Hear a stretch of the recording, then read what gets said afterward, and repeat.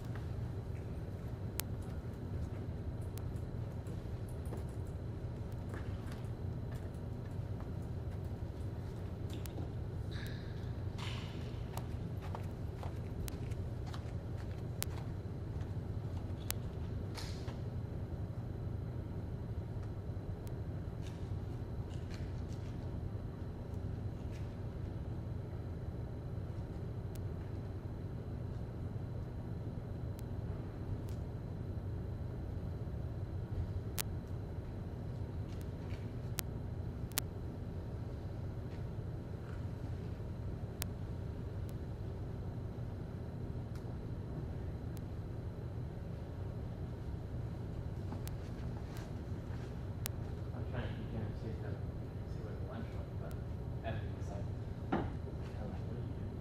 He said me. Right. And then he told me what the Oh.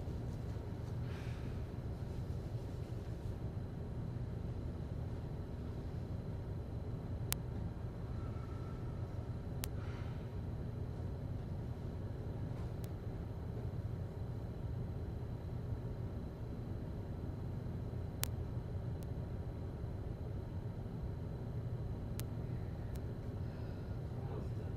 It's at 90%. Okay.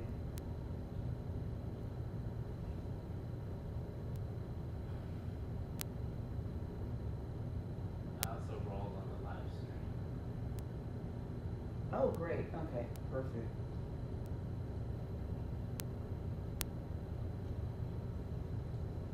Yeah, I didn't know they were. I mean, I had it up for them rolling, but I didn't know they were streaming. Yeah, Tanya said she told them that they've gotta let us know. Especially since this is already being live streamed. That makes me wonder about all my weird zooms and stuff. Right, because we had no idea.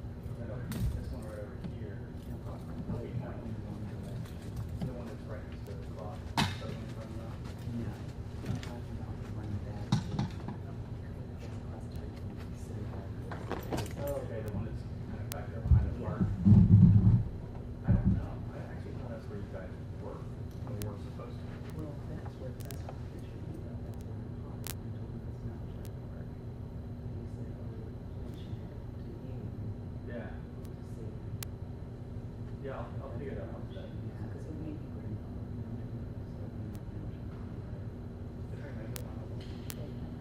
Let's take care of my feet.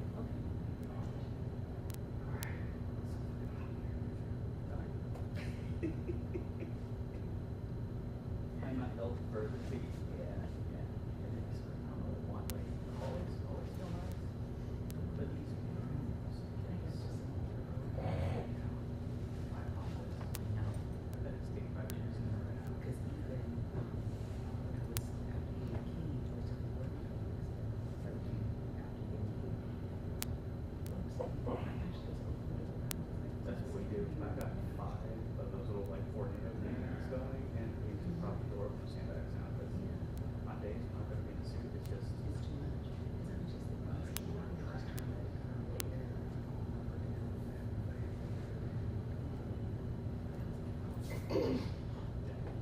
Crazy. All right, let me see what I can do to get scrolled away. Okay, thank you.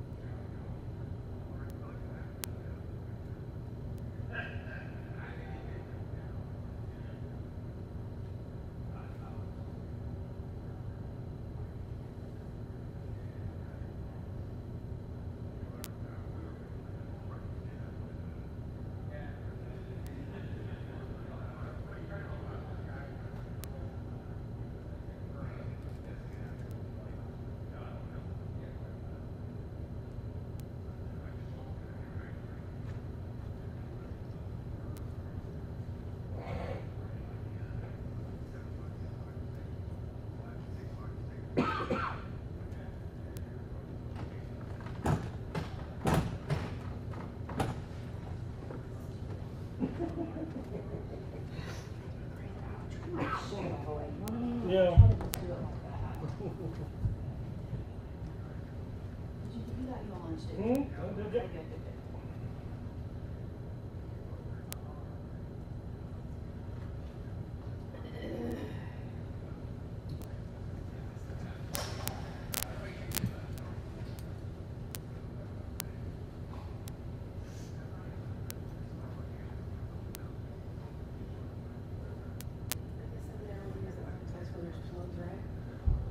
Yeah, there's an hour strip.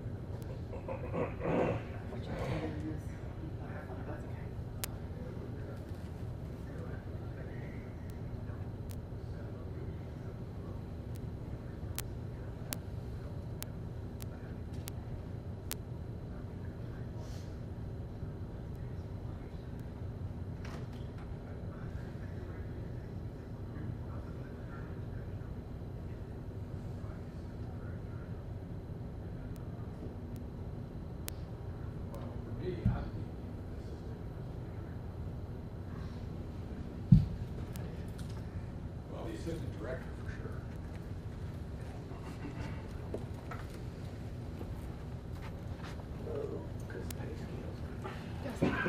No, ma'am, I'm Are fine, you thank sure? you. Okay, are you good? Are you good?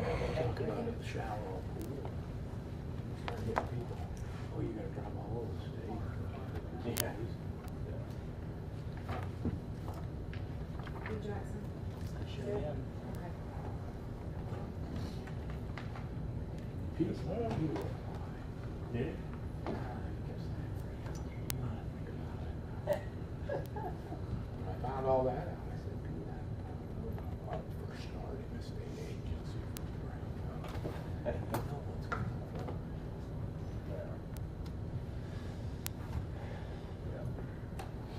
I mean, that was basically refiled.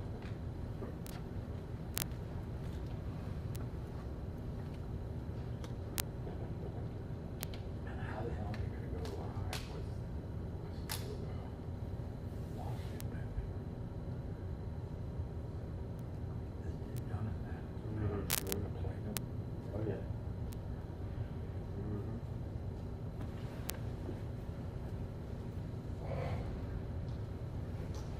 There was a guy, if it's any consolation,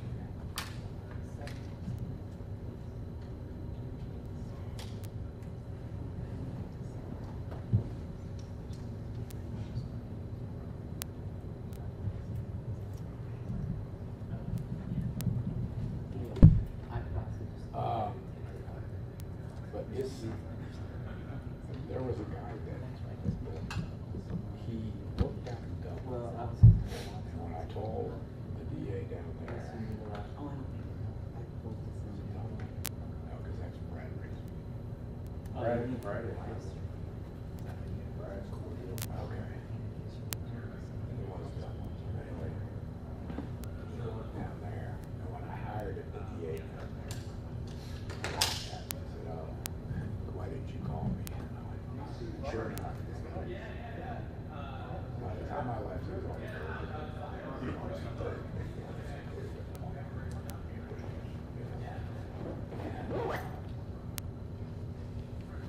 So, unbeknownst to me, he's working for my opponent during the whole way. And so, she gets elected, and she makes him her chief assistant.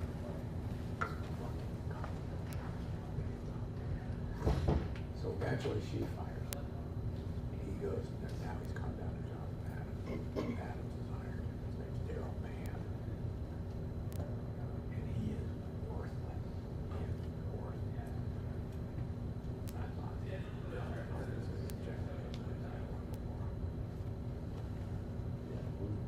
although maybe Patsy.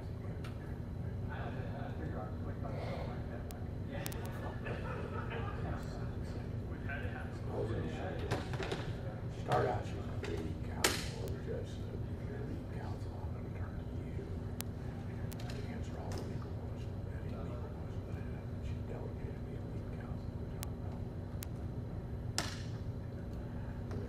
They're going on the trial, there's one that's screwed up after another, but one of the three of them. And finally on the morning that a witness was going to be Patsy was supposed to be the one to question her. And what they were going to try and get in is they had a guy who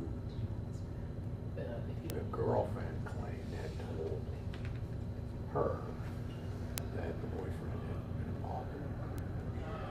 Well, when he was interviewed by the police, the guy said, I said that. I never said that. So they were going to try and get into the girlfriend that he told her. And they got up to it, and it was going to be her witness question. Daryl said, we got up, and he asked the question. So-and-so ever tell you that your boyfriend with your boyfriend? The objection seemed so fast, and this trial was so fast. Yeah. Like it did.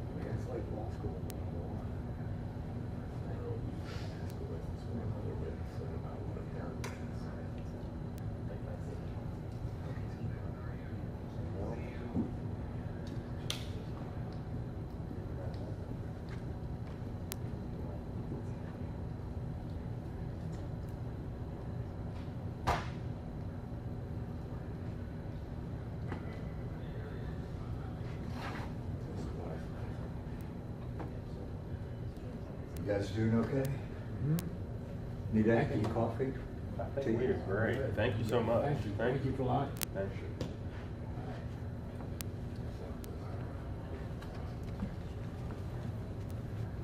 Yeah. I know. I don't know that. Okay. Yes, sir. Okay, thank you very much. You're welcome, sir.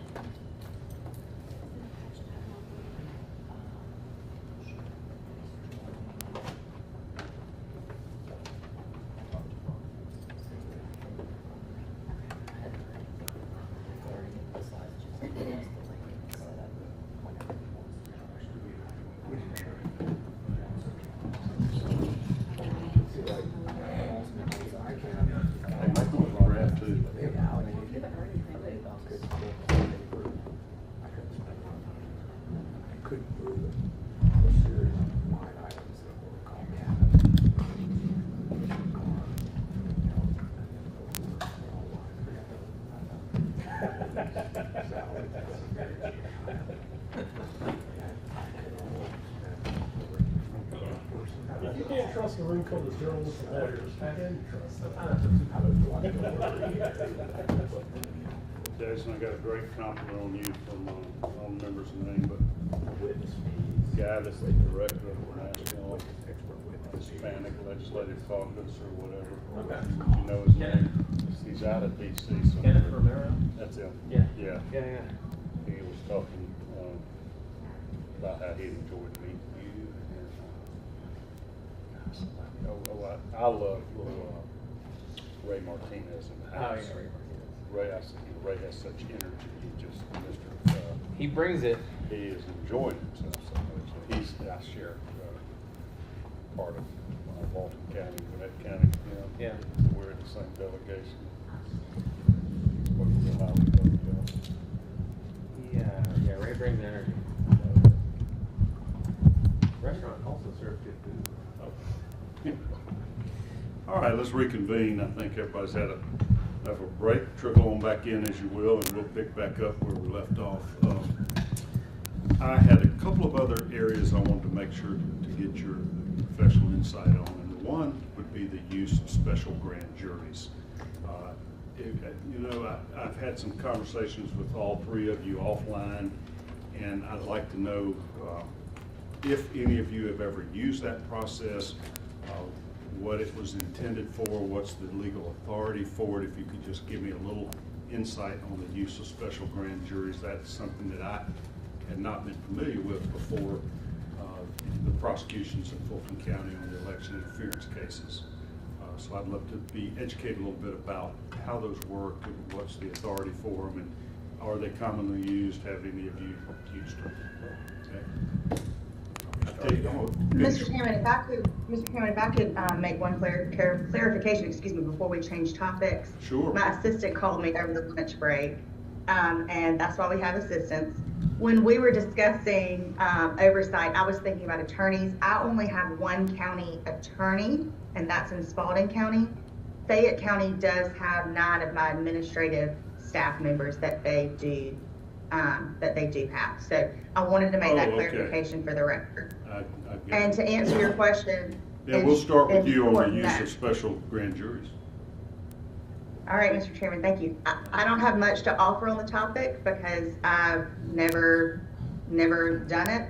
My predecessor didn't, and I don't believe our predecessor before him, Scott Ballard, ever did. So I will defer to Mr. Barksdale and Mr. Porter because I've never used one, and I don't believe it's ever been done in my circuit. Do you know of any circumstances where that would be appropriate or where you've considered using them? Okay. In short, no. How does the general grand jury process work? Do they convene, on a monthly basis or for each term of court? How do you utilize grand juries, the standard method? So a grand jury in my circuit is convened statutorily once every term. In my circuit, we have 2 terms. The grand jury, 2 terms a year. The grand jury hears certain cases that are set by statute, and they exist to serve as a check really on the power of the prosecutor and the police. And if they determine by a vote that the case should move forward along the process, it's a true bill. If not, it's a no bill.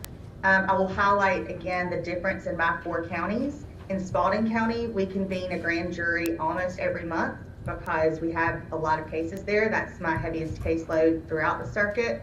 In Fayette, it's about every other month. Sometimes it's once a month, it just depends. In Upson, it's only a few times a month. And in Pike, we only have grand jury twice a year unless something occurs where I need to put something before the grand jury, for example, a murder. So I only have 90 days to get an indictment from the grand jury or to have the grand jury hand down an indictment. So if a serious matter occurs and I don't want that person to be eligible for bond, we will recall the grand jury and have them return and have them hear that case and any other particular cases. But really, it depends on how busy the county is and what we have going on in that particular county as to how many times we recall them. But statutorily, I have one in the March term and I have one in the September term. So let's say you got your March term. How do they come in, like once a week, or that in Athens, Clark County, if you're selected to be a grand juror, my wife was one once, they would meet, every Wednesday or Thursday morning. They had a date that was most convenient for the grand jurors, and the presentments would be made to them really weekly. It seemed like they went 4 to 6 weeks. Or you just have them all come in one day and do your business, and then they're recalled if you have new cases. That's exactly right. So we know in Spalding County that we're going to recall them every month. So we have a recall date in mind for the next month. But yes, the first time they all come in, we present our cases to them, and then if we need to recall them, we recall them. We don't do once a week. It's just a different circuit. It's monthly in Fayette and Spalding, which are a little bit busier. And then in Upson, we'll recall as needed, but it normally is, like I said, a few times a year. And then Pike, it's normally only twice. Okay. Mr. Barksdale, you want to have anything to add on your use of grand juries or special grand juries? We've never used a special grand jury, to my knowledge. Stephen Bradley, who's the DA before me, never used one. I will say that, and I know that Mr. Porter's going to get into the technicalities of this, or I anticipate he will, but the difference between a grand jury and a special grand jury is that a grand jury, we can get a judge to give us an order, a reconvene order, and we can have them every Monday, we can have them every day of the week if we want to. But a special grand jury, as it's outlined in 15-12-100, we are not the only one that can have a special grand jury or seek a special grand jury. The chief judge, on his own motion, the district attorney can petition the chief judge, or any elected public official of the county or municipality can petition the chief judge to have a special grand jury. And if I misstate something, let me know. But once the DA makes that petition to the chief judge then goes to all the Superior Court judges, and they take a vote of whether or not to move forward. And it's the majority. So if the majority of the Superior Court judges give the green light, then it moves forward. So it's a little bit different in how that operates. And I only say that to say it is extremely rare from what I understand. I've talked to a lot of DAs, and leading up to today's testimony, very few of them have even thought about using it, and it's a process that requires the cooperation or support of that bench, the Superior Court bench.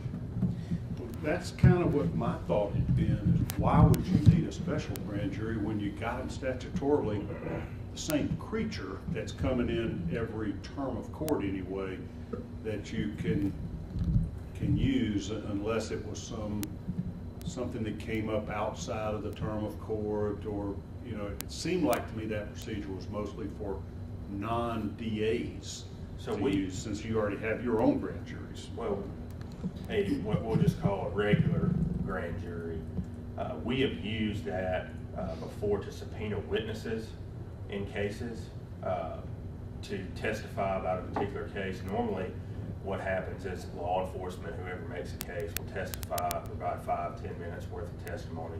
But there have been, and it's rare, but there have been times that we've subpoenaed other people, and some of them may have not cooperated with law enforcement's investigation.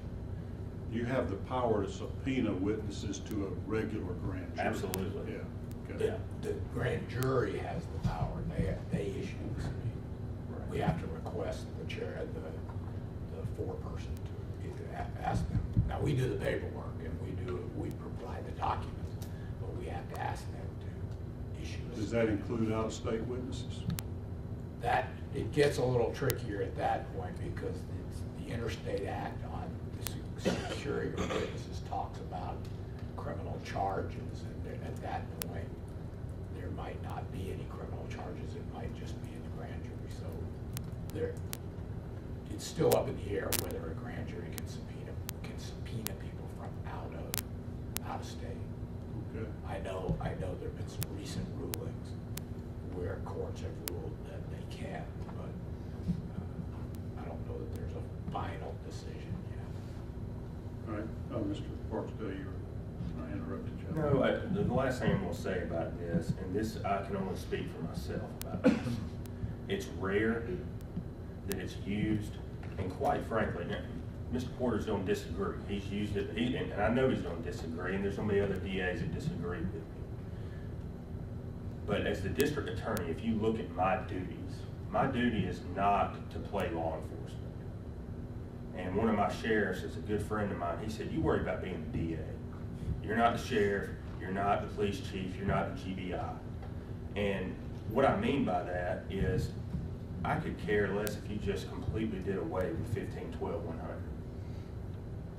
And I mean that. We don't use it, and we as DAs and prosecutors need to focus on prosecuting cases that we receive from law enforcement. That's what your sheriff meant, is he will bring you the cases and you decide Don't in your blur discretion. Well, look at the duties that are outlined by statute that I have. I don't have the ability to arrest people or investigate people. Whether it's financially, my one investigator's behind me for 8 counties. So my opinion, and only my opinion, is, it's not being used, and to me, it blurs the line between a district attorney and law enforcement. Okay. Support? I think I would disagree, and certainly wouldn't advocate for repeal of the statute. There is some clarification to the statute, but it's mostly because of cases that we did, and it's mostly to restrict the state. Because if you actually read the statute, and Mr. Barksdale is exactly right on how it is convened. I used a grand jury, a special purpose grand jury in 2009. And this was after the collapse of the economy. And so Gwinnett County was always a big builders county. In other words, they were the fastest growing county in the country for years. Most of that was residential growth, so a lot of people got into the development business. They bought up land, they built houses on them, and for a long time, everyone they could build, someone would buy. Well, as the economy began to collapse in 2008, you guys had to deal with furloughs for employees and budget cuts. Gwinnett was dealing with the same thing. And what was happening is that the developers who were stuck with these parcels of land would approach their commissioners. And there were several things going on with the commissioners, but the primary thing that I investigated is that the commissioner would propose that the piece of property the developer was stuck with, that the county would buy it and make a park out of it. So Gwinnett has several little pocket parks that are literally in the middle of neighborhoods, or used to be neighborhoods, were set up for neighborhoods. And so there were 3 out of the 5 commissioners were involved in it because they were getting paid to do it. And unfortunately, there was a tradition in Gwinnett called district courtesy. So if District 1 commissioner proposes a purchase, the other commissioners basically would approve it. They'd say, you know, they approved it, we'll approve it. So a lot of these land deals went through without any real examination. And it was even despite some of the recommendations of the county staff that we don't need another park, we don't. And so I had been hearing about this, and I knew that the county police couldn't investigate it.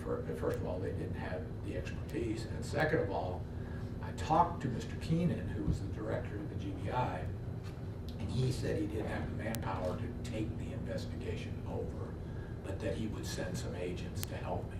And so he sent a couple of agents over, and with my investigators, who by statute have the same powers as deputy sheriffs, we all worked on it. And when it came time, we're in a little bit different position because our terms of court are 3 months long.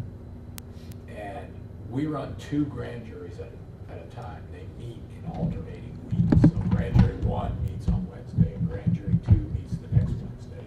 And they meet on that schedule every 2 weeks for 6 months. And so, and we've got a full day for them every day. So I knew I couldn't get, we had 9 land transactions, and I knew the grand jury, with everything else they had to do, could not concentrate on this and finish it within their term of court, because that's another important distinction. The general grand jury has sort of general authority of cases that are brought before it and civil matters that are required by law. That's their job, is to listen to those cases. A special purpose grand jury, and then at the end of the term of court, they dissolve. They just disappear. They have no authority. So the special grand jury, in order to get one, you have to show the chief judge that there is a specific act, which in my case I allege that was illegal, that warrants a special purpose grand jury, because I would need more than a term of court to investigate it. And that's how I wrote up the order. And that not only is how you get authorization, but it also limits the grand jury to the parameters of what's approved. So is that the main reason if an investigation is going to take longer than the term of court, standard term of court, and whatever your jurisdiction is? That's what I believe it is, because when you go back and look, and there's not much history on it. I can't tell you the origin of the statute. Very rarely used, though. Oh, absolutely. I know that. I know that there have been a couple of other DAs during my time that have used one, but not. And I think. You're talking a couple other times in 40 years. Yes. For instance, I think that the Atlanta school cheating scandal was done by a special purpose grand jury, and for the same reasons. In our circuits, the terms are so short that you have a big, huge case like that. The special purpose grand jury is the ideal tool, because they will convene once you've convinced the judges that it's the tool, and then they won't adjourn. They'll tell you when they're done. They write a letter to the judges that we've completed our investigation, and they issue a presentment.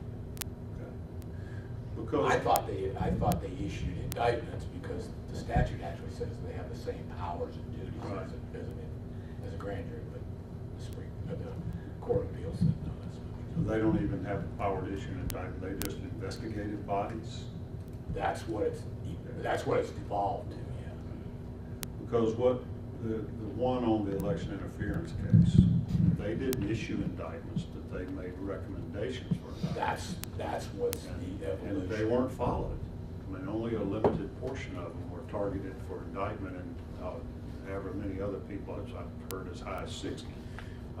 The DA didn't accept their recommendation. Well, they're just like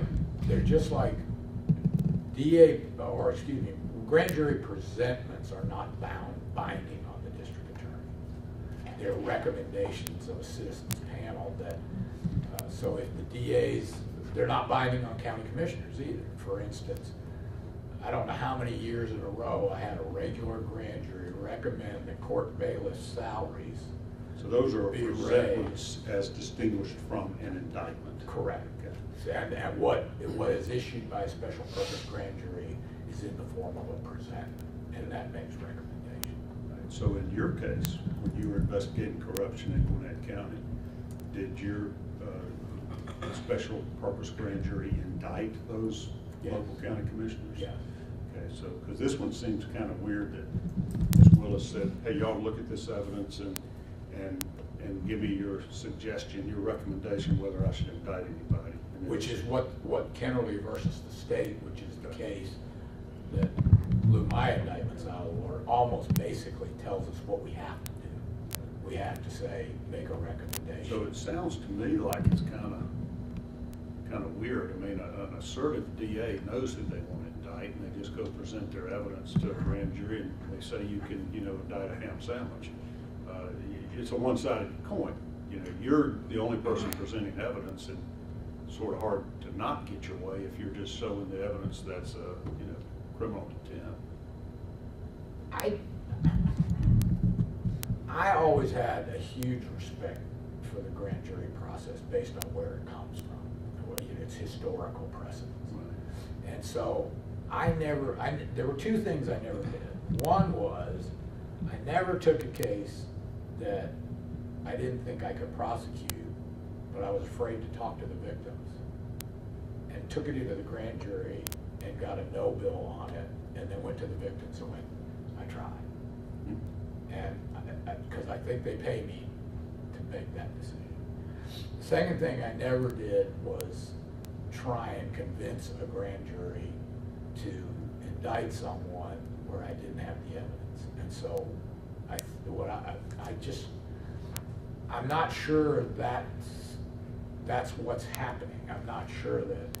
Now, I know how to present a case that is pretty compelling, and I would present that in the grand jury, but I think they're entitled to know both the good and the bad of your case. Yeah. I wasn't even sure special grand juries were created for district attorneys, because they already have their grand jury. They can do it. Because when you read the language, it says the chief judge of the Superior Court, on his own motion or petition of any elected public official of any county. It doesn't say or petition of a DA, because they don't need this power. They've already got the power. The only reason I've heard you say that you might need it is because of the length of time they could convene if you need it to be longer than and they could be focused on one subject matter rather than the normal. We would present 800 or 900 cases a term. But you had two grand juries, so you could have said, grand jury A, I'm gonna present you a public corruption case only, and I'm gonna use B for everything else, but you needed more than the month or 2 months, 3 months, whatever that term was in Gwinnett at the time. Right. Okay. I mean, I don't know. Property analysis and trying to get people in to testify about what they did in a land deal with the county. It probably took we were in session for a year, a little over a year. So as a DA, you can subpoena witnesses to come to court for the trial of any matter, right? Can you subpoena witnesses to a grand jury, whether regular or special grand jury, or is it only the grand jurors themselves that can do that? The law says only grand jurors do it, but normally what happens is, for the routine case, the DA's office will decide and will issue a grand jury subpoena for someone to appear. In a routine case, but the grand jury has to sign off on that or not? They don't have to see every single one. They it's just like they can delegate the authority to swear witnesses in. You usually do that in the beginning when they come in the first day. In most cases, you don't even have to swear your, prosecuting officers, GBI, state troopers. They're coming voluntarily to present, right or wrong. I mean, if you're trying to convict me of drug trafficking or possession of drugs, and the officer says he caught me with them, do you have to subpoena that officer to come, or is he going to come and hope he can? We would subpoena all of them because it would allow us, if they avoided it, for whatever reason, it would allow us to invoke disciplinary proceedings within their agency. Just to compel their cooperation with you. Well, to backstop their cooperation. Okay.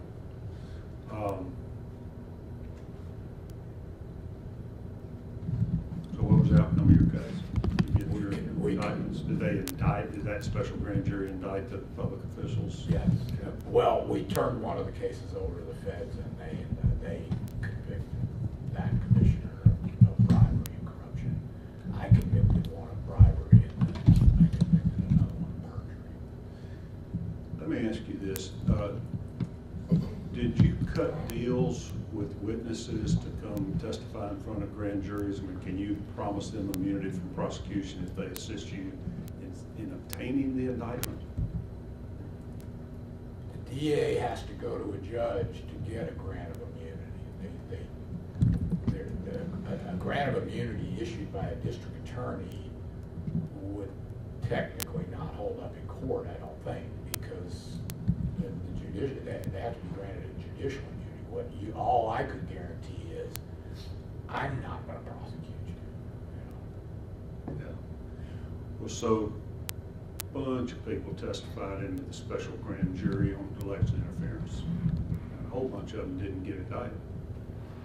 How would you know if any deals were cut with those witnesses in exchange for them testifying against others? I think the only, I don't know for certain, and the only way that I can think of is would be brought up by defense counsel in the trial of one of the people who was indicted, and then try and get witnesses to testify. I know in a trial of a criminal case, if somebody testifies against my client, Right. I'm entitled to know if they've been granted immunity to do that. Or any other deal. Or any other Right. plea bargain deal or whatever. Correct. But I don't know if you have that same right if that person doesn't testify against you in trial, but they did testify to assist the prosecutor in the grand jury, and they just never got indicted and didn't get called to testify in trial. Do you know the answer to that? No. I'm not sure there is an answer yet. Well, when I say an answer, a definitive answer from the appellate courts of. A lot of accusations that that was done in this case, and that's one reason why many of the people that the grand jury recommended be indicted were not indicted, because they were rewarded for testifying to that grand jury. And it helped lead to the indictment that they may not use them in the trial case. I can't comment on that. I don't know that's to be true, and I don't know what you're saying about revealing the deal, so to speak. I don't know if that's required by law or not. Okay. Anybody else got an opinion or anything responsive to that for me? All right. Any further explanation of the whole special grand jury process? Or recommendations how we could improve it, or streamline it, or eliminate it, or broaden it? You guys live in that world. Having used one successfully in a corruption prosecution, I think the special purpose grand jury serves a purpose in a limited number of cases, and those cases would be something like my corruption case with multiple alleged acts of corruption. I think it would be valuable in organized crime cases. I think that there are certain gang cases it would be useful for. Certain RICO prosecutions. But what's clear to me is that the code section on special purpose grand juries doesn't really tell us anything. It was certainly within a legal possibility that when the statute itself says same powers and duties as a grand jury, that I could believe that they could indict, and the case law corrected that. And I think there are corrections that need to made in the statute. And I would love your input offline to me about that, as that's within the scope of this committee's call. Okay. So But I think it's an incredibly useful tool, particularly for circuits that have short terms of court. Did you have a special prosecutor guide that grand jury investigation in your case? I thought I was pretty special, but no, I did not have an outside. So the next code section 1512-101 calls for the supervision of a special grand jury by a presiding judge. Do you have that type of supervision of a regular grand jury? Yes, judges have So to, judges have to be there supervise. one way or the other. Judges have to be available to the grand jury, not supervised. So they're not like sitting there presiding over it, they just, if a question arises, they can be called upon. Correct. Like compelled attendance if somebody's been subpoenaed. That would be one of them. That would be something that they would take care of. Okay. All right. I also have questions, and this will be my last topic, and I'll turn it over to Senator Jones, is whether or not a district attorney is subject to the Open Records Act. Can you be required to respond to open records requests? I believe you could. I always did. I responded. I mean, yeah, we respond to open records requests, yes. I responded to two yesterday. One was relatively easy. The second one is on a death penalty case from 2006 with enough banker boxes to fill a table a couple times over. And the difficult thing, and this is just not unique to DAs, but sometimes we get these, in my humble opinion, as a harassment tactic. We don't have the staff to sit in there and devote a week and a half to copy boxes and boxes of materials. And I understand we can charge for it. And I also practice an open file policy as it pertains to attorneys. I mean, we go above board there. I know that we are subject to open records requests. We are. You don't think your constitutional officer status eliminates that requirement? No. I believe as a district attorney that we are to make ourselves accessible, but also you should see some of these open records requests we get. I'd love to get the opportunity to sit down and try to refine that law because quite frankly it is financially it's financially cumbersome and expensive at times, and the resources that go into complying with that take away from what our main duties are. Okay. Bree, you have any thoughts on that? No, I agree with Wright. I'm sorry, Mr. Chairman, I didn't mean to interrupt you. I agree 100%.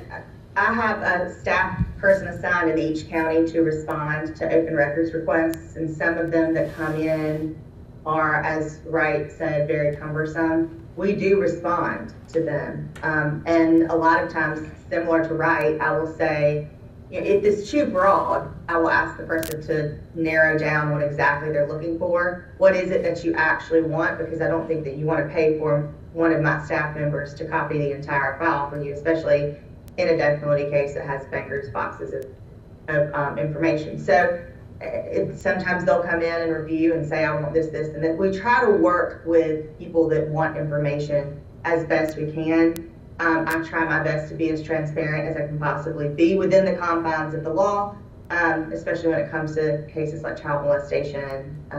Of course, you want to protect the victim as much as you possibly can. So that is again, we respond to them. They can be cumbersome. I can tell you my staff members that are assigned to doing it absolutely hate it with a fiery burning passion. But I believe it's our duty to do so. So we do it. Senator Jones, you're recognized for any questions on these subject matters. We'll save you a little time at the end. I just have one quick clarification with District Attorney Porter. You mentioned about with the case that you had that Vernon King didn't have the manpower. And did you also say that special grand jury could be used because there might be a lack of expertise on somebody who's trying to investigate a case? No, Okay. I thought both between the FBI agent or the TBI agents that were sent, they sent a financial investigator and another investigator. And my staff, where I had a white collar crime expert, an attorney and an investigator, between us, we had the expertise to analyze the land deals. What we didn't have was manpower to go out and interview all the witnesses. And that's when the special grand jury was able to come in and. But the primary thing was I knew once we started gathering up all the land deals, we were gonna need more than 2 months. Sure. Or 2 or 3 months, the terms changed. We were gonna have longer than that, we were gonna need longer than that to look into this. And did you say it took a year? It took a little over a year. All right, thank you, Mr. Chairman. But Chairman, Yes, sir. I wanted to respond to one of your questions. Your question was a hypothetical. Could I take grand jury A, let Right. them do the regular, and do Grand jury B to have all those do other indictments. yeah, have that do the land deal, and B to do all the other stuff. Those grand juries, I mean, the 2 grand juries combined in a 6-month term would hear about 800 cases apiece. So what you're suggesting would ask me to take these poor citizens in B, meet them every Wednesday, and bury them in maybe 1,600 cases for that term court. So Instead, you buried them for a whole year. those so folks, it's the same people. I buried a different group of the same people. Yes, sir. Yeah, okay. Chairman, when you read that second statute, there are some people out there. The one about supervision by the Yes. judge? Yeah. I don't know that I share this opinion, but there are people I've talked to that believe that the supervision lies in the hands of the judge and that the DA has no authority to supervise that. Okay. If you read that, I understand there's varying interpretations, and I think what we're taking away more than anything is these 2 statutes, it's unclear and there needs to be some cleanup work Yeah. on both of them. Well, we didn't mention there's a third one. 1512-102 says this only applies to counties and consolidated city-county governments with a population of 70,000 or more. So I'm sitting here thinking, it says counties, it doesn't say circuits.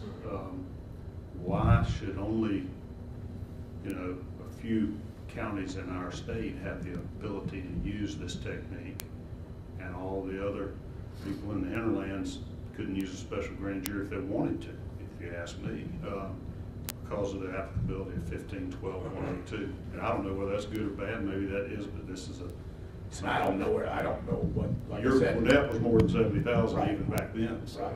So I don't know, and I don't know the origin of that. Yeah. I mean, I did a lot of research on that statute, but I don't know where it came from.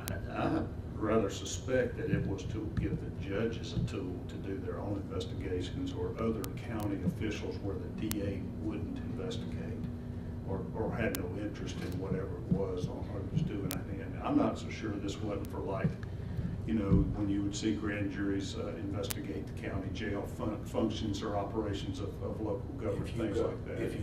I'm sorry, Mr. Chairman. No, go right ahead. If you go back to the cases that are cited in the statute, they deal with primarily 2 things. One is a Bainbridge newspaper that wanted the presentments of a special purpose grand jury, but the other thing they talk about is a special purpose grand jury looking into the Phoebe Putney hospital issues that were all down in Albany. That's the kind of thing I was thinking, and probably the DA wasn't after Phoebe Putney. It may not have even been a criminal investigation, but it may have been that the county commission wanted to see, are we adequately serving our indigent population, or whatever. I'm just making that up. But I know there was a big investigation of that hospital. Well, before I release all 3 of you, I had conversations with you offline and whatnot, and I wondered if you had any insights or thoughts or opinions as to some of the reported, I don't know whether you want to call them inconsistencies or behaviors of the DA in Fulton County. That's within the scope of this committee's investigation. Any observations, thoughts, voluntary comments? I'm not going to provoke you or ask you to say anything or give you a leading question, but I thought this is your venue. If there's anything you'd want to add, Mr. Porter, you've been quoted in the Atlanta Journal on 2 or 3 things. I think the Young Slime Life case, some of the activities there, and of course we've had court opinions, and there's a pending court case on some of the, the relationship with Mr. Wade and Fani Willis. So I'm just curious if any of you as DAs have thoughts about the conduct in this particular county or other DA conduct that you think we need to consider legislation for. Mr. Chairman, as sort of the senior person here, I worked with district attorneys in this state, not only as a fellow district attorney, but as a member of as a president of the District Attorneys Association, and as a member of the Prosecuting Attorneys Council and the chairman of the Prosecuting Attorneys Council. And I can say from dealing with all of those prosecutors, almost, with the exception of a very few, that they fit into a simple mold, is that they are true believers. They work every day, they stay extra hours, they make do with less to prosecute people who commit crimes and hurt and steal from the people of the state. Now, to let the behavior of a few that may or may not be correct, that's, I think, to be determined from a legal standpoint. It certainly doesn't give an appearance that's great, but if it's proper legally, then that needs to change. But to let the behavior of those folks spread a stain across every prosecutor in the state, I think would be a huge disservice to folks like these folks. These are the younger generation, and these folks do the same thing. They're true believers, and they want to do right by the citizens of their county. And I just want to make that clear on the record. And I think the other things that you mentioned, that's gonna roll out in the wash, and it will be either upheld or exposed. And I'm confident that the system is capable of doing that. Marie, you got something? Sure, I'll echo those sentiments, and I think one thing that I just want to make very clear to this committee and to anybody that's watching is I am proud to serve the citizens of the Griffin Judicial Circuit and their role as district attorney. It makes me proud because we do very difficult work. What people don't understand is that me and my staff see the worst of the worst on a daily basis. We see children that are brutally harmed. We see horrific murders. We see armed robberies, human trafficking, gang cases, gang violence that destroys communities. We see this and we confront it head on.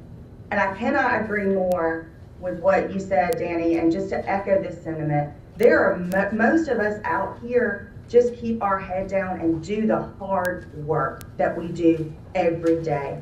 And I'm so appreciative of my staff, and I'm so appreciative of my DAs that serve alongside me.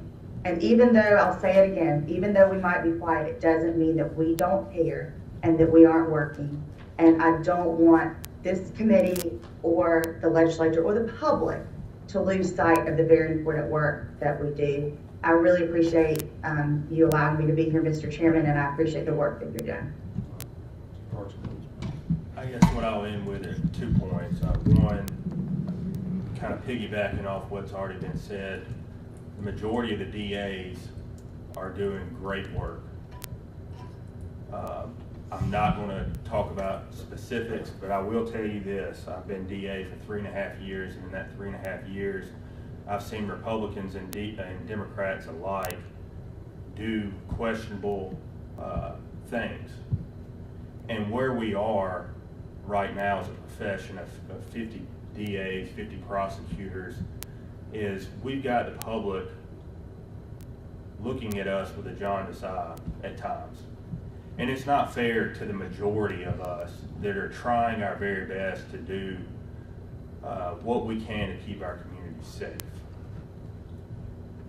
The climate that we are in right now, it makes it difficult at times to get the resources that we need, because we have committees like we are sitting in right now testifying about different things.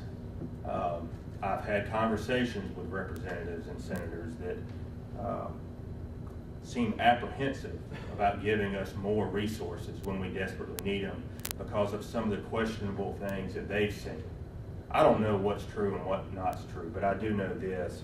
I open up the AJC and I hear quotes about rogue prosecutors, and as somebody that spent my entire career working for the people of Middle Georgia in the Oklahoma Judicial Circuit, it infuriates me.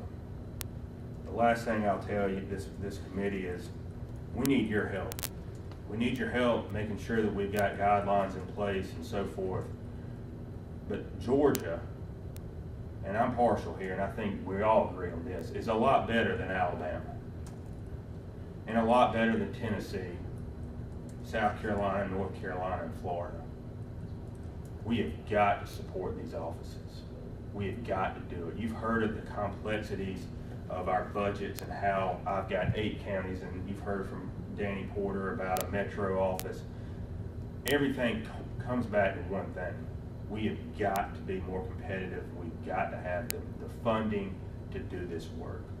And as always, we appreciate everything that each one of you do for the people of this state.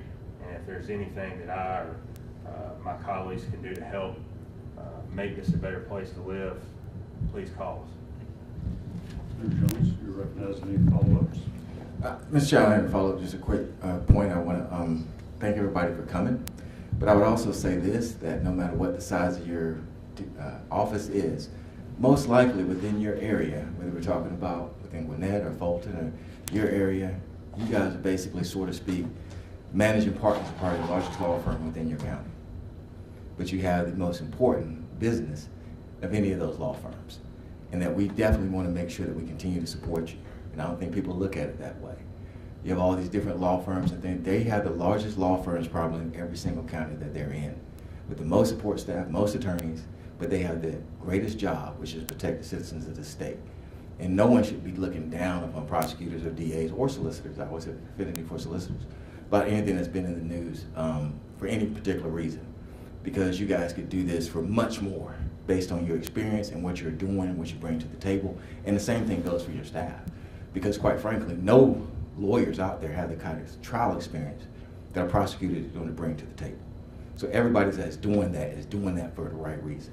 And I did want to bring that out, because when you mentioned that you sometimes looked at with a jaundiced eye, I can tell you this much: as far as this former prosecutor is concerned in state senator, there's no jaundiced eye. And whatever I can do to make sure to continue that, I certainly would do that. I want to thank you for your time. Thank you. Thank you, Senator, and thank all of you for appearing for us today. I would welcome from you either if you want to come back with any specifics, or if you can submit them to me or the Secretary of the Senate. We have a website open for suggestions for any amendments or changes to our laws that would help restore and instill public confidence in the criminal justice system, of its fairness and impartiality. And if you feel like there needs to be amendments to the special prosecutor law, to the special grand jury law, to the ethical guidelines and guardrails, so to speak, for prosecutorial conduct, please submit that to us as we wrap our work up this fall. Thank you so much. Thank you. Mesha Mainor, present. We have one last witness, Representative Mesha Mainor.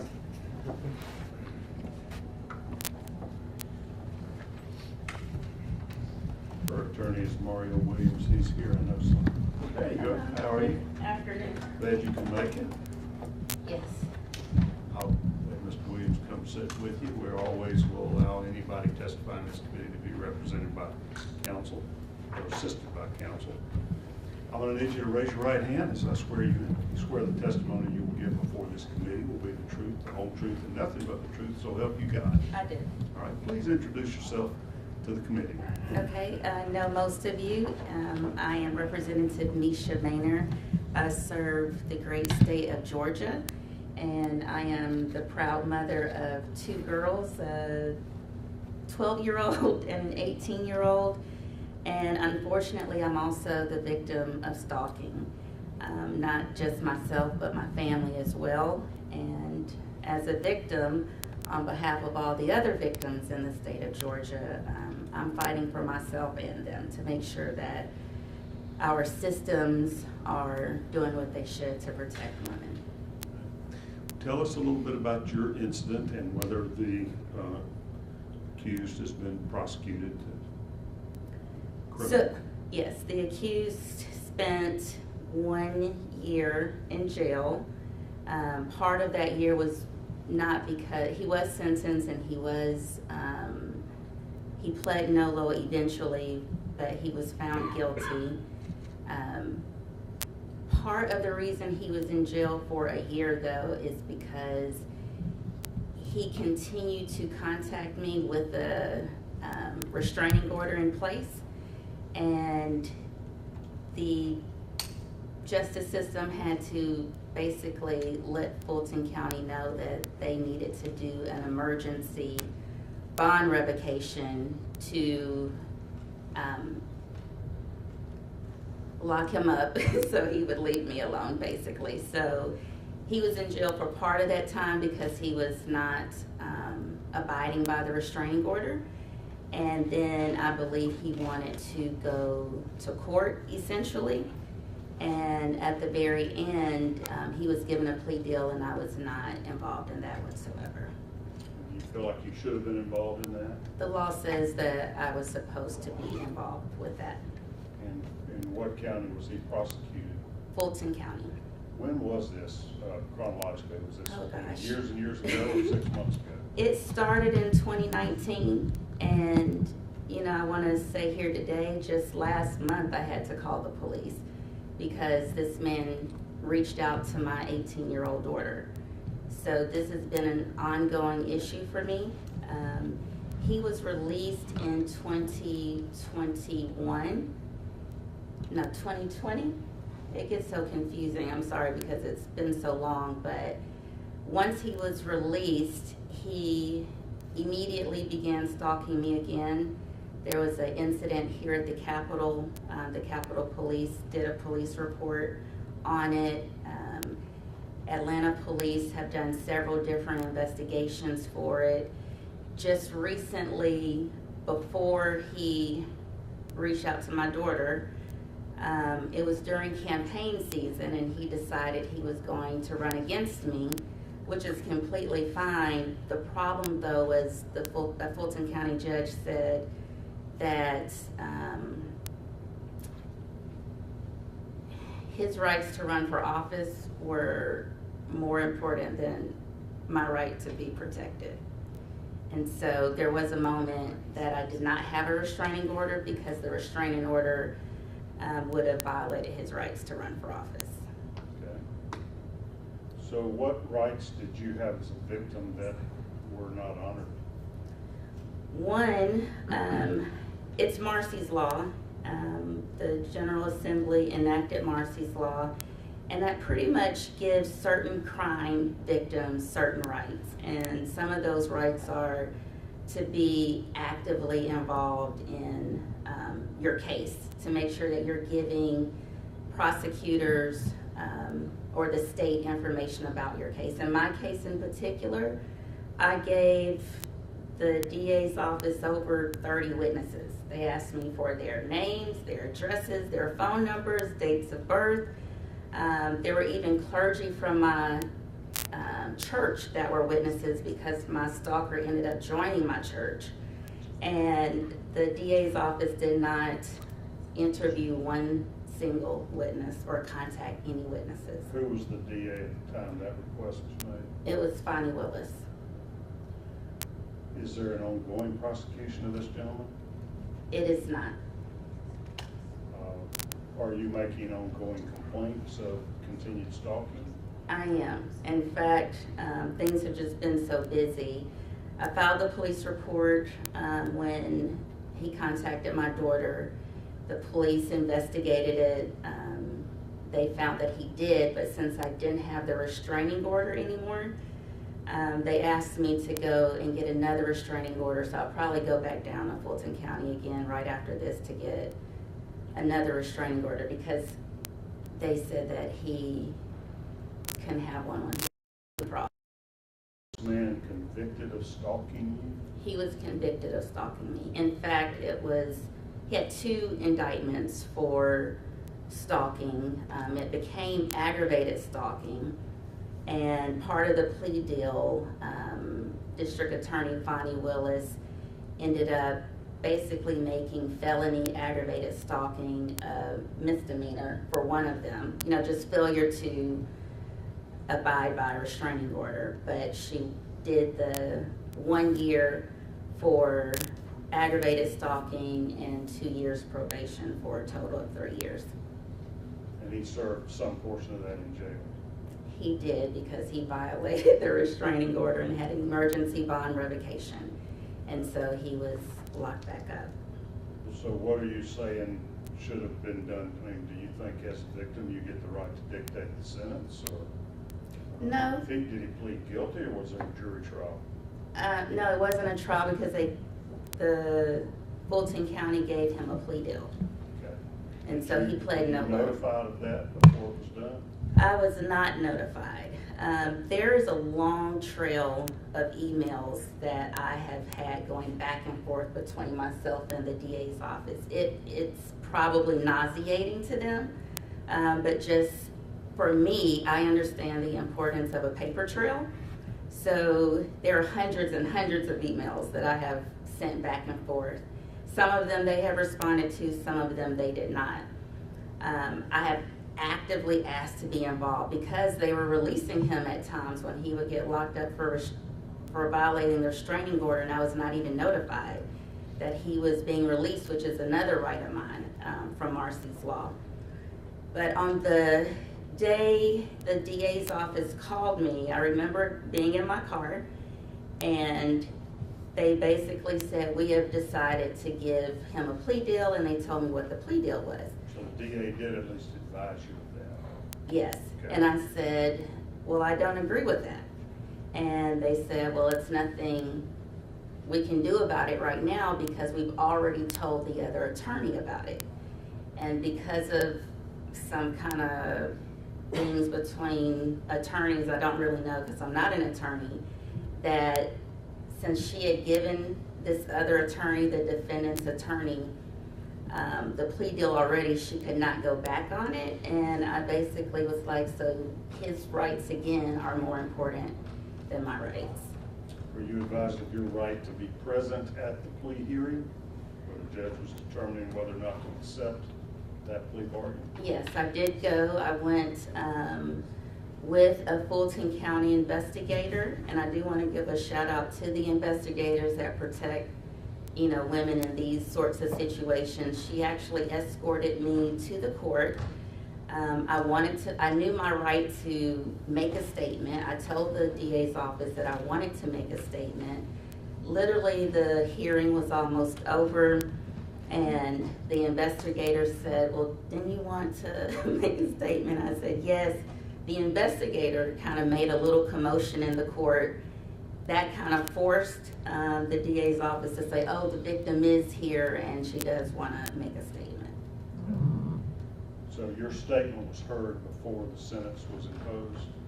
It was, and one of the things that I asked the judge for was a psychiatric eval for the defendant, and the judge, to my recollection, was asked the Fulton County, why didn't they put that in the order, and she agreed with me that it was feasible that he should have a psychiatric eval.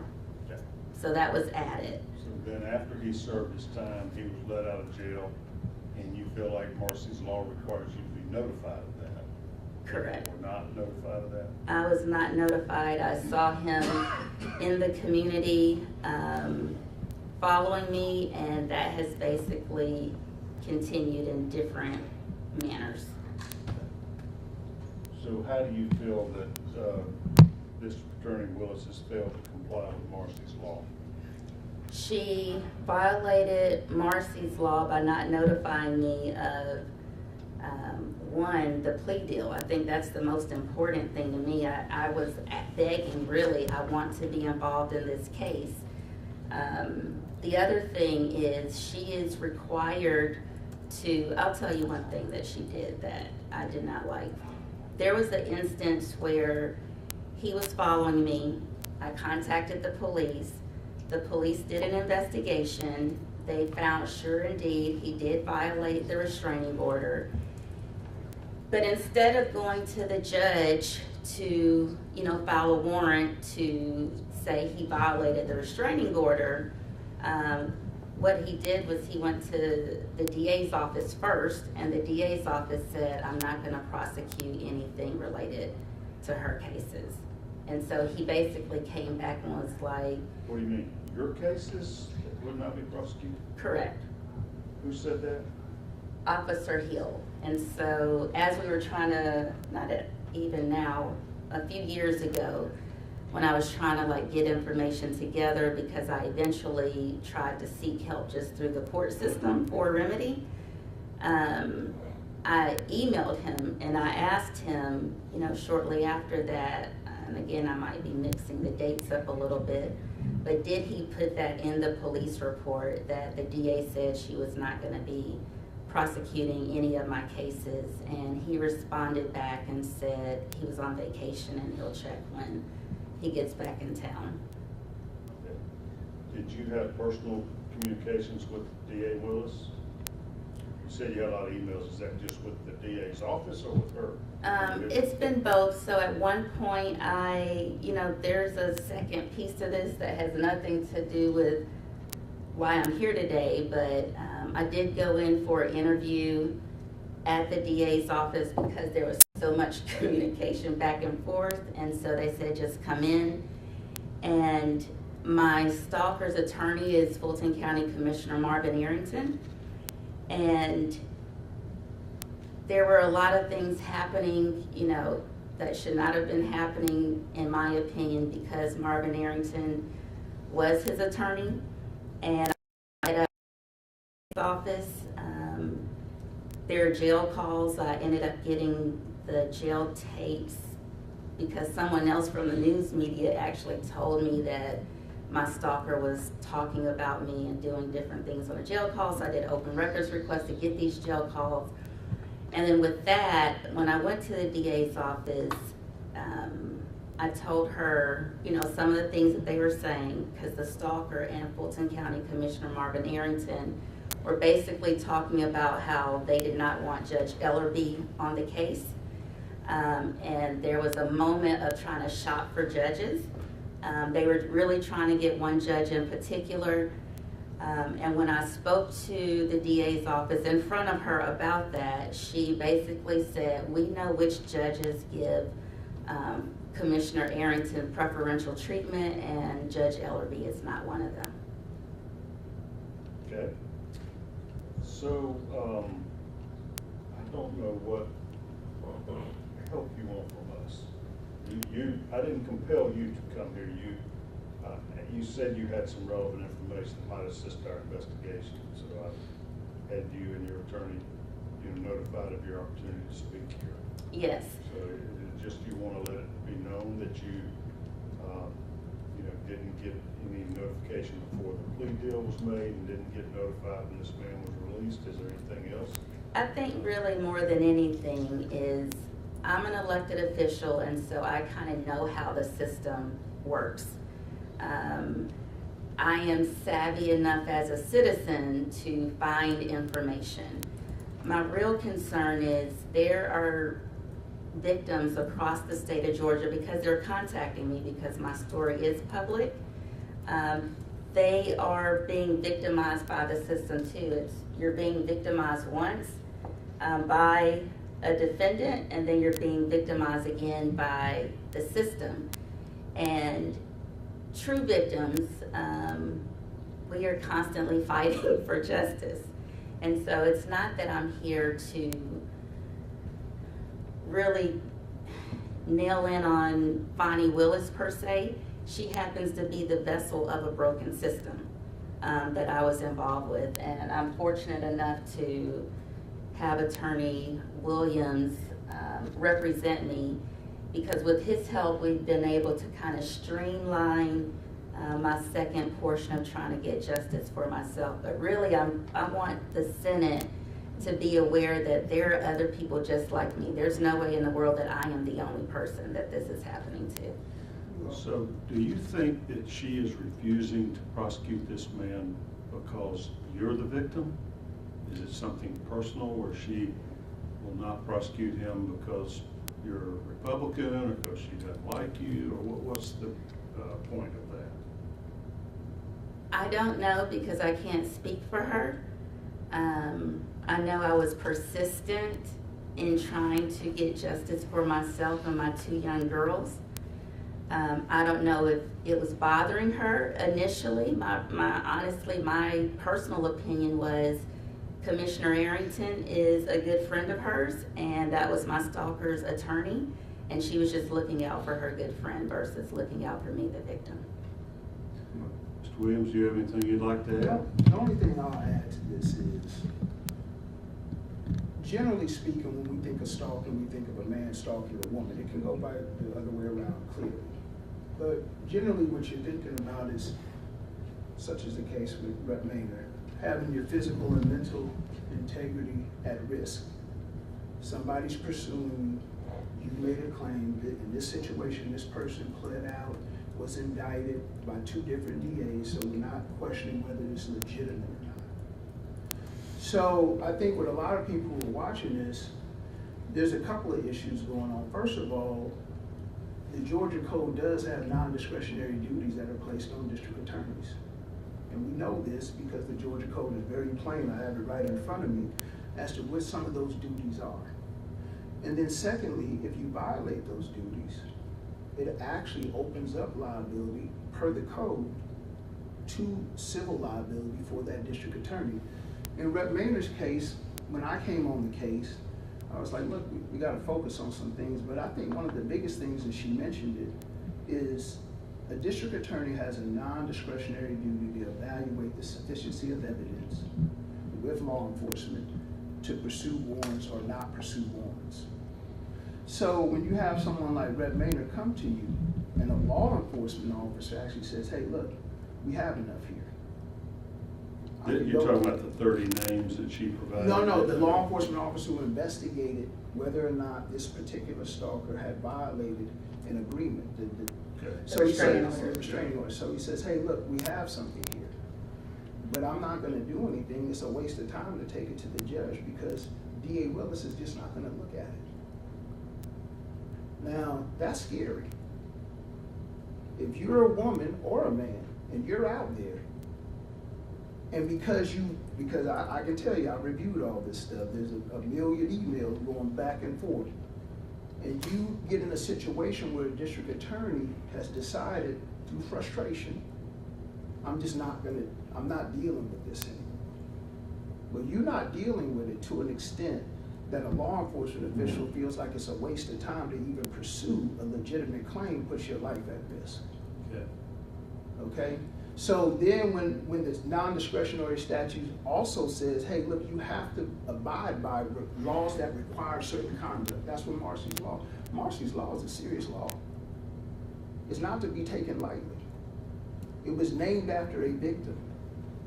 So when Marcy's law says, hey, notify me when you release the person who's been convicted of stalking you, that's for a reason. That's to mitigate fear and circumstances that can place your life in jeopardy. And when a district attorney doesn't do it, because you've been, I guess, sending a million emails over, that's a problem. Do you have the citation of that law, Marcy's law, the code section? Oh, the Marcy's law, let me see where it's at. The Crime Victims Bill of Rights, 1717-1. Okay. And 1717-11. So also, when Marcy's law says you have to get the viewpoint of the victim when you're engaging in plea negotiations. and then you get an email back that says the district attorney does not have to consult with you when making plea deals. So then you just left thinking, okay, well, what's going on here? One issue is being invited to the actual, once the plea deal is made and seeing if a judge is going to accept it. The other issue is getting in front of it, getting the perspective from the victim when you're actually negotiating the plea. The law's in place for a reason. And when that's violated, you think, hey, what's going on?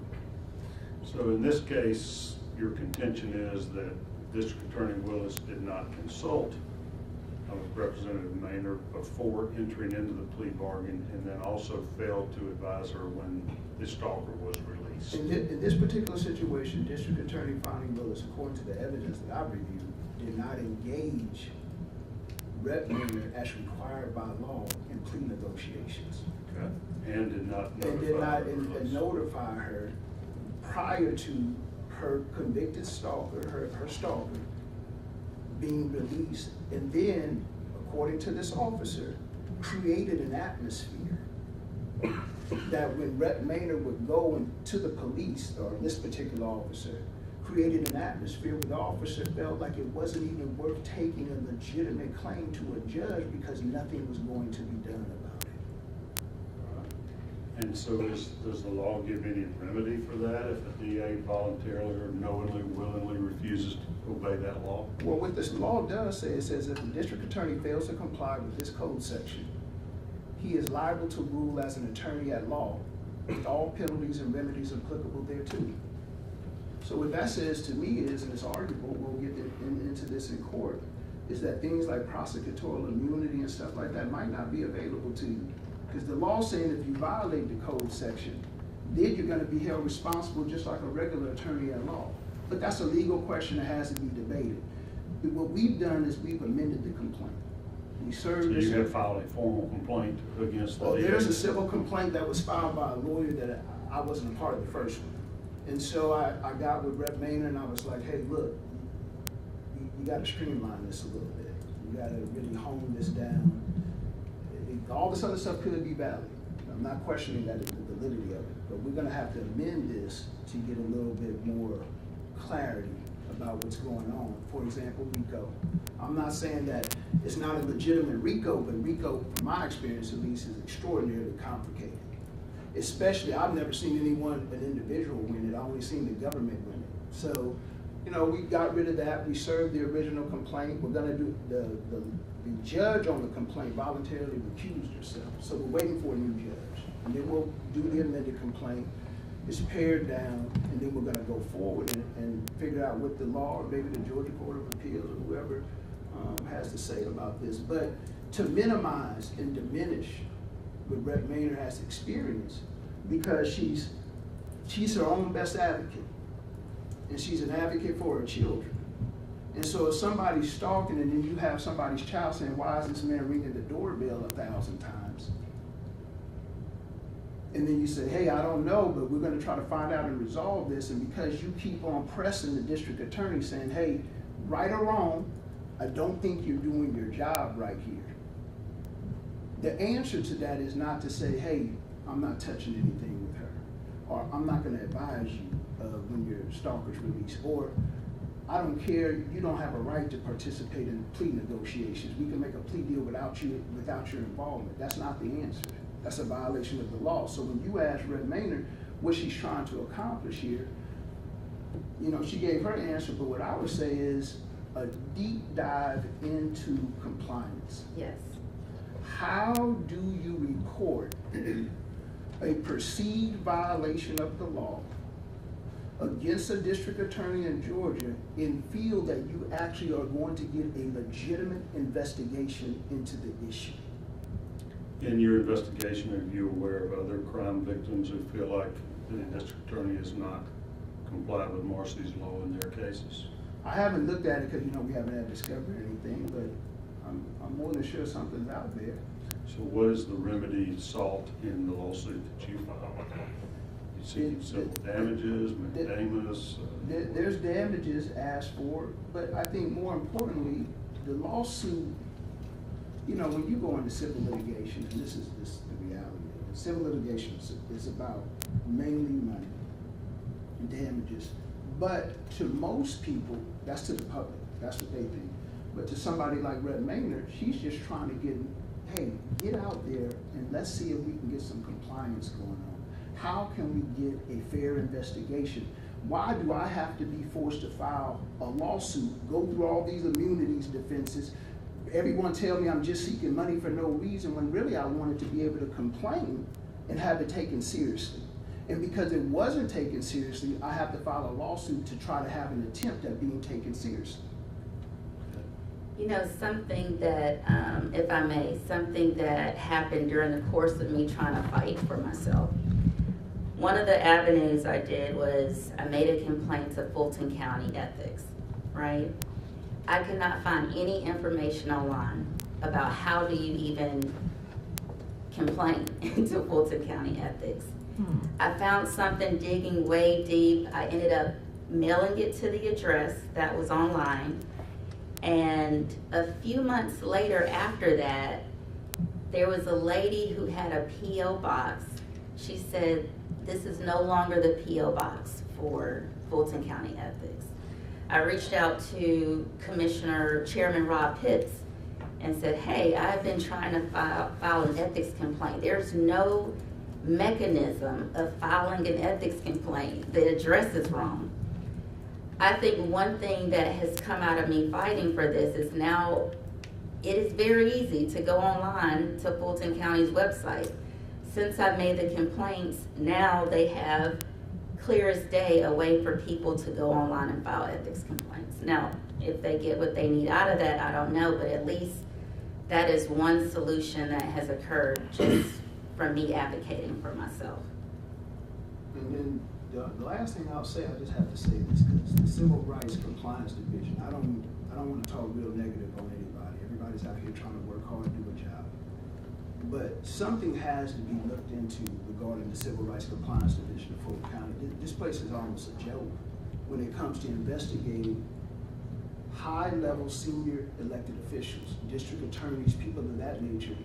I mean, I have seen evidence rock solid not even make it into an investigative file. I mean, so someone has to take a real deep dive into that compliance division, because basically, based on my experience, and I have a lot of experience with them, it's just a rubber stamp organization. It's just an organization that says, hey, I'm gonna find a way to exonerate this public official. Regardless of how wrong the evidence makes me believe that this person engaged in unlawful or unconstitutional conduct, I'm just gonna figure out how can I stop it. And that's all I'll say. Senator Jones, do you have questions? That's all I have. Yeah, just a couple, Mr. Chair. First, without a doubt, this happened, this took place, and I apologize for that. But I want to ask Attorney Willis something about law, legal stuff, which is one of the things in your complaint. It seemed like that the other attorney, the other defense attorney, there's two defense attorneys, and the defense attorney comes on board, and he keeps trying to hold, I think, District Attorney Willis' feet to the fire about an earlier plea agreement that had been made by a previous district attorney. Do you think there should be a change in the law to where, let's say you have one district attorney leaves and another district attorney comes in, that they're not bound necessarily by that plea agreement? Whether there was a plea, I don't know, but that other attorney seems to think there was a plea agreement, and he kept saying, y'all have to stick with this particular plea agreement. And you know, he was arguing, and the law says that it's basically a contract and that she couldn't break it. But I'm just asking, if you have one district attorney makes a deal and another comes in, should that one be continually held to that standard? That is contract principles. I'm not a criminal attorney, but I'm going to always advocate for some discretion if I come in new to a situation and make my own type of decision. But on the opposite side of it, I would argue that, hey, if I can prove, if it's in writing, and it's been legitimized through writing, and we've agreed on it and signed off on it, my argument would be that, hey, you're bound by it, because it's just like an agency principle in my opinion. But I feel like if you have a contract in place and an agreement in place, and you can actually say that it's been signed, nobody's questioning the legitimacy of it, I would argue that you have to go forward with that. Senator Jones, if I can add on to what he just said. So you're right. In the case, the original counselor for my stalker was adamant that DA Paul Howard had given my stalker a plea deal. The DA's office, all the ADAs had no record of that. And so towards the end, right before he was given a plea deal, Paul Howard was actually supposed to come and testify in court to say that he gave Commissioner Marvin Arrington a deal or did he not. And instead, I mean, literally it was in a few more days he was supposed to do that. And then abruptly, they gave him a plea deal without asking me. And that plea deal was to the stalking. Yes. Now, the first one was supposed to be like a misdemeanor though, right? The So one that say right, Paul Howard, supposedly. Right. The previous district attorney, I don't want to get to names, but the previous district attorney, he supposedly offered a misdemeanor with no jail time. It could have been even throwing it out. I don't know. Or maybe even throwing it out. And so this new defense attorney comes on, because Arrington left. He comes on, District Attorney Willis now is in office. And basically he's telling District Attorney Willis, you have to stick with this plea agreement, which is either a misdemeanor or maybe even throwing it out. But the end result is, I guess she kind of breaks that contract because he pleads to a stalking. He actually pleads to a felony, right? Well, you asked, your question was about legally, what do you think you can do law-wise? Yeah. I am saying that one of the remedies was actually letting Paul Howard come on the witness stand to say, did you do this or did you not do this? That could have solved it. Yeah, now, why they did not want him to say, I did give a plea deal or I did not give a plea deal, I don't know. Right. I was trying to get clarification on to form my question, because if there was no plea deal offered, then the question goes away. But I'm just of the understanding that the previous DA, he was offering a misdemeanor. The problem for him, And then, the problem for whoever was trying to enforce that is that nobody had proof of it. right. But what did he end up pleading to? He ended up pleading to the aggravated stalking, and then it was reduced. It was reduced, and he did a no-lo. The second aggravated stalk. But he pled to one aggravated stalking. Yeah. Is that a felony or misdemeanor? I believe that's It's a felony. That's a felony. So, but it's not both aggravated stalkings. But it is the one, but it's not two. It's not, because it was two of them. So one of them still. That's right. And that was because, you think maybe that was because he kept saying, I have it, whether he had it or not, because we don't know because the other DA didn't take the stand. But possibly he kept saying, I have a deal, and District Attorney Willis, you better stick with it. I'm not sure what the reason is, because I can't speculate on that, but I can say this though. Based on my understanding of what I've seen about the stalker's previous counsel, Arrington Jr., now, for all I know, Arrington Jr. is a good guy and stuff, but walking into a DA's office, bypassing ADAs, doing stuff that clearly draws into question ethical responsibilities and the law, just put a kind of stain on the whole process and actually what was really going on between Arrington, DA Willis, and Arrington's client. The stalker in this case, because when I'm looking at this stuff, I'm thinking, I know even if I was a criminal attorney, I know I can't just go and say, I'm gonna go over and I'm gonna walk right into Fani Willis's office and I'm gonna say, hey, let's talk.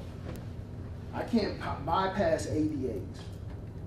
I can't have conversations on the phone and say crazy stuff that's recorded and nobody ever investigates it. So there's obviously, with positions of authority comes some discretions and different things like that, but it just goes back to the point I was making earlier. You gotta have an investigative mechanism on some of this stuff that people cannot, nobody from the public, including lawyers, wants to feel at a disadvantage and feel that somebody is using their authority in an abusive manner. That's the problem here. It really is. Whether we're talking about DA Willis, whether we're talking about Marvin Arrington Jr., it's an abuse of authority, a perceived abuse of authority. So who do we go to correct this? And it can't be the Civil Rights Division of Fulton County. It can't be, because that compliance division is just I've never seen anything like it. And I had one other quick question, which was about the previous, was there a previous case in this? You weren't on that one, though. Yeah, so let me give you the case history though, Honorable Senator. So there was a federal case filed. And what was the result of that? The state law, the judge allowed the state law claims to come back to state court, didn't rule on them. And then I think it was federal RICO, and the judge said, well, state RICO, federal RICO are different. I'm not gonna grant you the federal RICO, go back to state court. Could they all, I mean, who was sued in that federal case? A lot of people. Fani Willis, I think Arrington Jr. The ethics board. The ethics board. Now, in the amended complaint, it is bad as I believe, my personal belief based on evidence, that Arrington Jr. conducted himself. He's not in the amended complaint. There's only one person. All the ethics board, they're out too. It's one person in the amended complaint. That's Fani Willis in her individual capacity. And hopefully we can resolve this issue, in my opinion. But we did kind of clean it up for clarity purposes and trying to go forward. So was that first complaint just dismissed, is what happened? No, it's just waiting to be amended. No, the first complaint. Oh, in federal court? Yeah, federal Yeah, court. that Got was dismissed on the federal claims. The state Right. claims went back to And they just sent the state claims down. Yeah. And they're pending. Yeah. Has everybody filed a motion to summary judgment and everything? No, because there's no judge on the case. No judge yet. Yeah, so, but nobody's gonna be able to file a motion to dismiss except for Fani Willis. Right. And we amend the complaint, everybody else is gone. Has she filed it yet? No. But because- she filed one in the federal claim and it got Yeah, dismissed? oh, yeah. Okay. That's all I have, Mr. Chair. All right, thank you. I appreciate you all being here today and sharing your testimony, and all the district attorneys and committee members for making the effort to be here. I know it's tough in the summer to line your calendars up. Senator Kennedy had to leave. He had another Senate meeting he had to get to since we ran so long, but he told me he would be listening in on his computer as he traveled to his next meeting. But I appreciate him being here this morning as well, and all the help of our staff. And we will be adjourned until our next meeting on September the 13th at 10:30 a.m. Thank you all. Thank you. Thank you so We're much. adjourned. Thank you, Senator.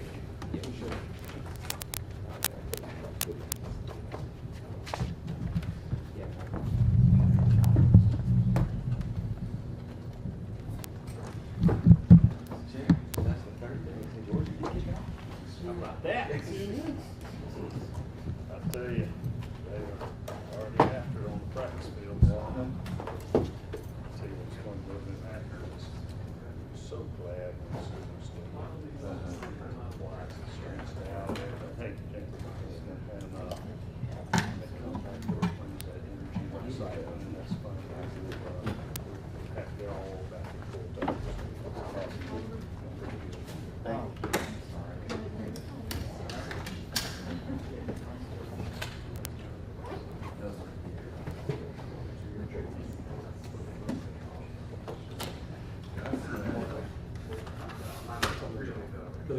you.